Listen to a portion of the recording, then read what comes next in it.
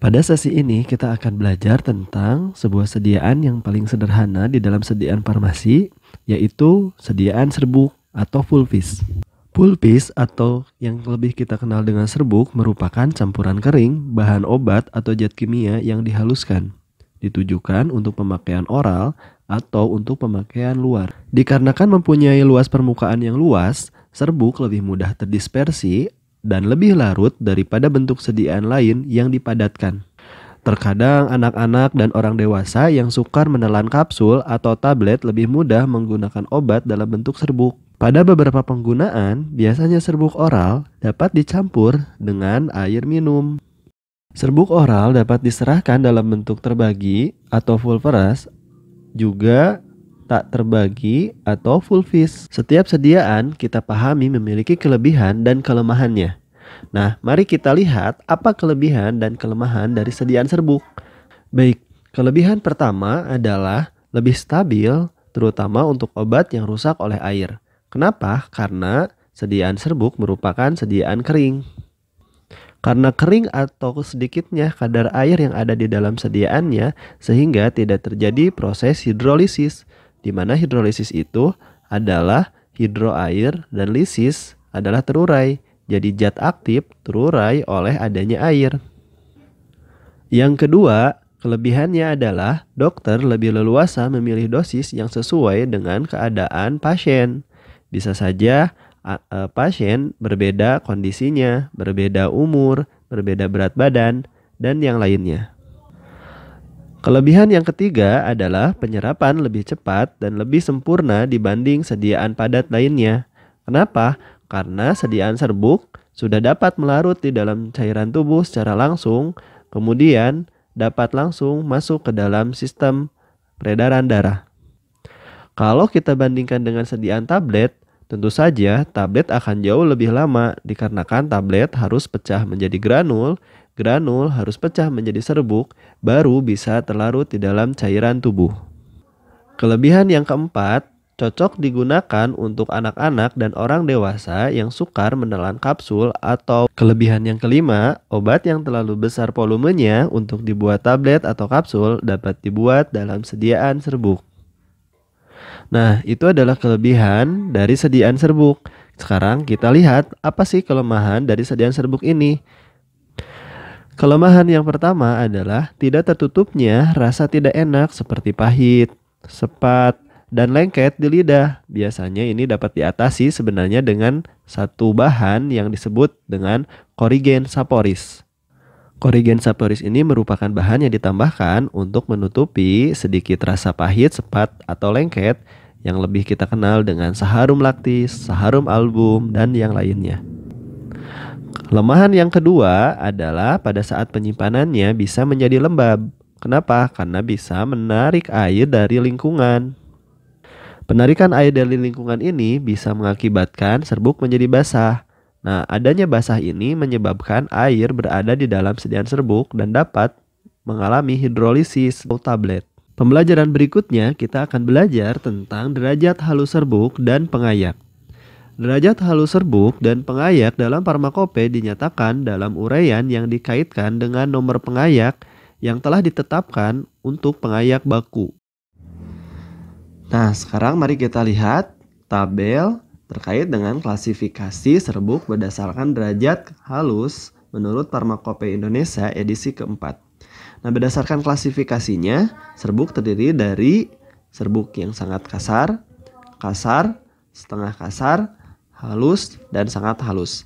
Sedangkan jenis serbuknya terdiri dari simplisia nabati dan hewani, dan juga bahan kimia.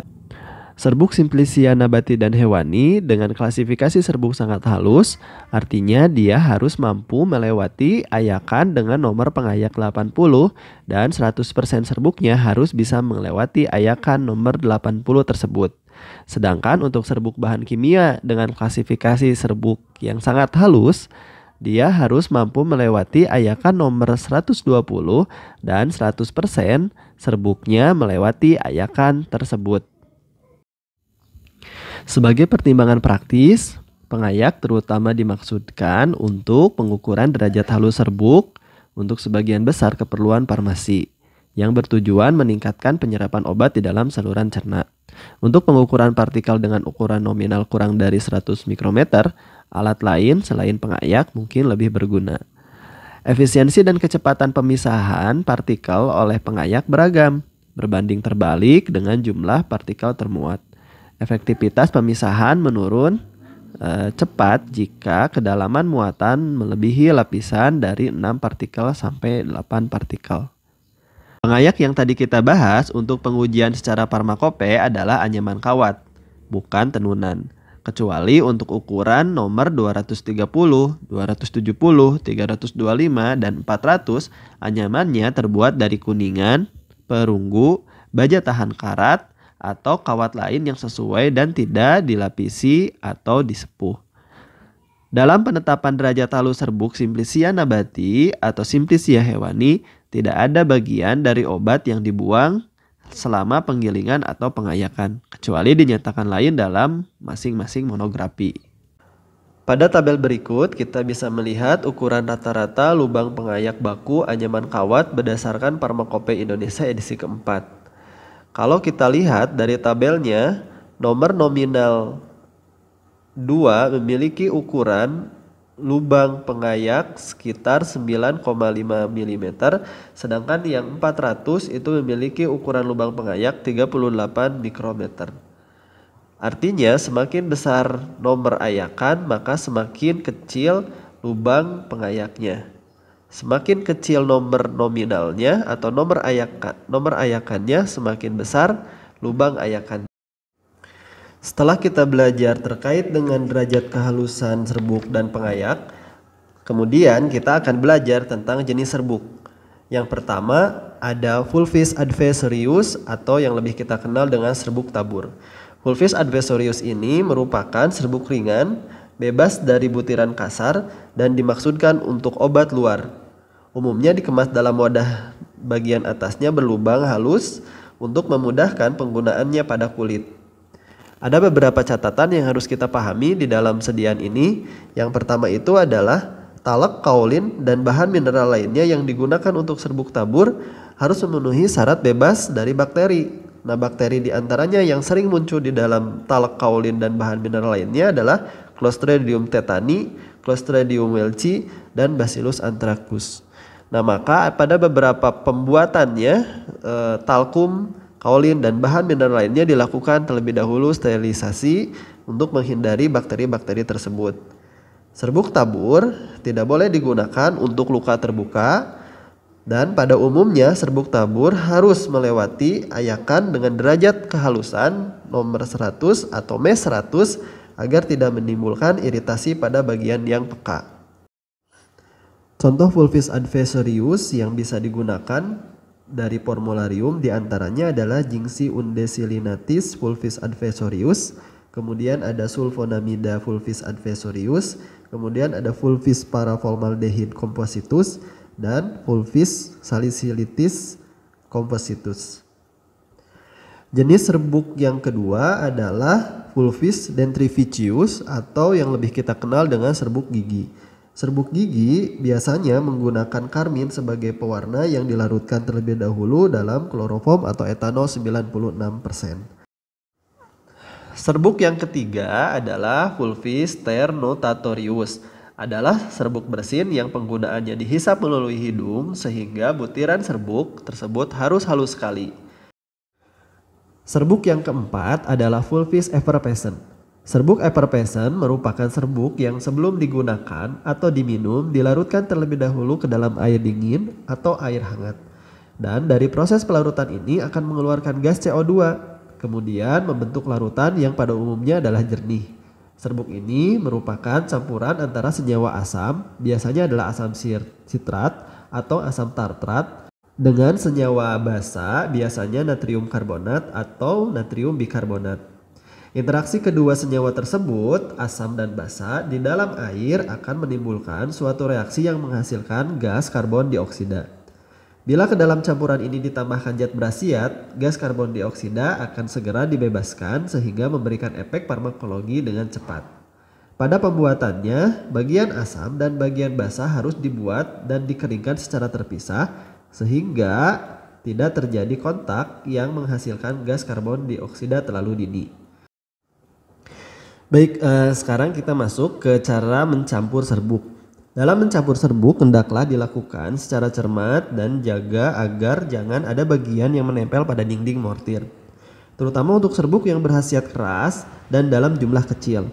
Hal-hal mendasar yang perlu diperhatikan oleh kita pada saat membuat serbuk diantaranya adalah: yang pertama adalah obat yang berbentuk kristal atau bongkahan besar hendaklah digelus terlebih dahulu.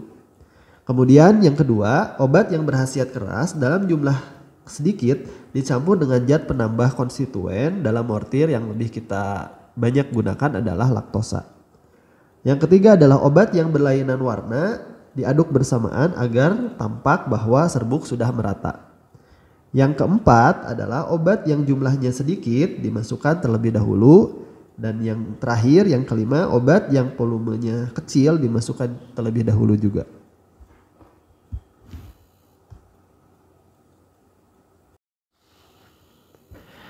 Selain ketentuan umum yang tadi sudah disebutkan, ada beberapa kekhususan dari serbuk pada saat pembuatannya.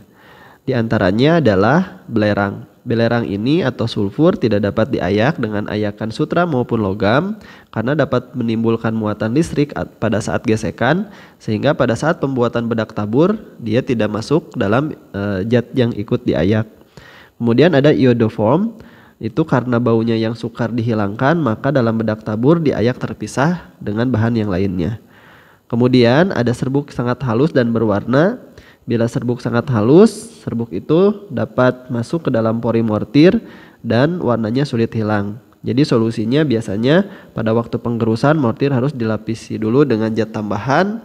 Kalau pada saat untuk serbuk tabur ya dengan menggunakan talak. Atau pada saat pembuatan serbuk bagi dengan menggunakan laktosa. Misalkan ripampisin itu warna merah bata, atau juga ada beberapa zat yang namanya stimbum pentasulfida itu warna merah juga. Selanjutnya adalah serbuk halus yang berkhasiat keras. Kalau dalam jumlah banyak, pembuatannya digerus dalam mortir di mana mortirnya sudah dilapisi dulu dengan zat tambahan. Bisa itu adalah laktosa ataupun talak pada bedak tabur. Nah, kalau dalam jumlah sedikit, kurang dari 50 mg, caranya adalah dengan membuat pengenceran. Pengenceran dilakukan dengan memperhitungkan bahan agar efektif. Nah, nanti kita akan buatkan video khusus terkait dengan pengencerannya. Nah, kemudian selanjutnya adalah serbuk berbentuk hablur atau kristal. Sebelum dicampur dengan bahan obat yang lain, serbuk dalam bentuk hablur dan kristal digerus terlebih dahulu. Serbuk dengan kampora sangat mudah mengumpul lagi. Untuk mencegahnya kita tetesi dulu dengan eter atau etanol 95%, kemudian keringkan dengan zat tambahan. Nah, kemudian serbuk dengan asam salisilat, di mana serbuk asam salisilat sangat ringan dan mudah terbang sehingga menyebabkan rangsangan pada selaput lendir dan hidung dan menyebabkan bersin. Maka pada saat pengerjaannya ditetesi dulu dengan eter atau etanol 95%. Serbuk dengan asam benzoat, naptol, mentol, dan timol juga sama dikerjakan sama seperti asam salisilat dan mentol, itu ditetesi dengan etanol 95%. Serbuk dengan garam-garam yang mengandung kristal, cara pengerjaannya adalah dengan menggerusnya di dalam mortir panas. Nah, contoh misalkan adalah kalium iodida dan garam-garam bromida. Nah, atau pada saat garam-garam itu mempunyai garam eksikatusnya, lebih baik kita ambil saja garam eksikatusnya dengan mengkonversi terhadap persentase penggantiannya. Kita bisa lihat di tabel jenis dari garam dan persen konversinya. Selanjutnya adalah serbuk dengan tablet atau kapsul. Formula tablet dan kapsul menggunakan zat tambahan sehingga perlu diperhatikan bahwa berat saat membuat sediaan serbuk jangan terlalu besar. Saat membuat sediaan serbuk kita dapat ambil bentuk tablet atau kapsul secara langsung. Tablet digerus halus kemudian ditimbang beratnya, kapsul dikeluarkan isinya kemudian ditimbang beratnya. Kalau tablet kapsul terdiri dari satu macam zat berkhasiat serta diketahui kadar zat berkhasiatnya, dapat kita timbang dengan mengambil zat aslinya. Tetapi alangkah lebih baiknya penggunaan untuk tablet ini merupakan tablet yang sudah jadi atau kapsul yang sudah jadi. Serbuk dengan bahan setengah padat, biasanya jenis seperti ini terdapat dalam bedak tabur. Bahan setengah padat yang termasuk ke dalam kategori ini biasanya adalah Adapslanae, Serraflava, Serra alba, parafin padat, vaselin kuning, dan vaselin putih. Prinsip pengerjaannya, bila dalam jumlah besar, bahan setengah padat tersebut sebaiknya dilebur dulu di atas tanggas air. Nah, kemudian kita baru tambahkan dengan zat tambahan. Nah, tetapi kalau misalkan dalam jumlah sedikit, bahan setengah padat digerus dengan penambahan aseton atau ether, baru dikeringkan dengan zat tambahan. Apabila ada serbuk dengan bahan cair, ada beberapa di antaranya adalah serbuk dengan minyak atsiri. Minyak atsiri dapat diteteskan terakhir setelah semua bahan tercampur, atau dapat juga dibuat ke dalam eleosak, di mana eleo itu adalah oleum, sak itu adalah gula, yaitu berupa campuran 2 gram gula dan 1 tetes minyak atsiri. Bila hendak membuat 4 gram oleosak anisi, itu artinya adalah 4 gram saharum dan 2 tetes minyak anisi. Ini berlaku prinsip kelipatannya. Kemudian serbuk dengan tinktur, prinsip pembuatannya adalah tinktur dalam jumlah kecil itu dikerjakan di dalam mortir panas, kemudian dikeringkan dengan zat tambahan, sedangkan dalam jumlah besar itu dikerjakan dengan cara menguapkan terlebih dahulu tinkturnya di dalam cawan uap dengan menggunakan penangas air sampai kental, baru ditambahkan zat tambahan. Nah, kemudian diaduk di dalam mortir panas. Tinktur yang diuapkan ini beratnya dianggap 0 untuk serbuk terbagi. Kehilangan berat tidak perlu diganti, sedangkan untuk serbuk tak terbagi harus diganti seberat tinktur itu dengan zat tambahan. Contoh diantaranya adalah serbuk dengan OPI tinktur, digitalis tinktur, aconiti tinktur, belladonna tinktur, digitalis tinktur, dan rattan hie tinktur. Zat berkhasiat dari tinktur menguap pada umumnya dibagi menjadi 2. Yang pertama itu adalah ada tinktur yang dapat diambil bagian-bagiannya. Spiritus sebagai pelarut diganti dengan zat tambahan. Contoh misalkan iodii tinktur, kampora tinktur, dan tinktur OPI benzoika. Sedangkan tinktur yang tidak dapat diambil bagian-bagiannya, kalau jumlah banyak itu digunakan pengering pada suhu serendah mungkin, tapi kalau jumlahnya sedikit itu dapat ditambahkan langsung ke dalam campuran serbuknya. Kemudian serbuk dengan ekstraktum, ada 3 jenis ekstraktum. Yang pertama itu adalah ekstraktum sikum atau ekstrak kering. Pengerjaannya seperti pembuatan serbuk pada umumnya, di mana zat padat dihaluskan. Contohnya adalah OPI ekstraktum dan juga stransi ekstraktum. Yang kedua adalah ekstraktum spisum, adalah ekstrak kental. Dikerjakan dalam mortir panas dan ditetesi sedikit pelarut, di mana pelarutnya adalah etanol 70% untuk mengencerkan ekstrak. Kemudian ditambahkan zat pengering. Nah, kemudian ada ekstraktum liquidum atau ekstrak cair. Ini dikerjakan seperti mengerjakan serbuk dengan tinktur. Baik, itu adalah materi yang terkait dengan serbuk bagi dan serbuk tak terbagi. Mudah-mudahan bisa dipahami. Untuk video berikutnya ada 2 video yang harus kalian saksikan. Yang pertama itu adalah metode pengenceran pada serbuk, dan yang kedua itu adalah cara pengemasan serbuk. Terima kasih. Assalamualaikum warahmatullahi wabarakatuh.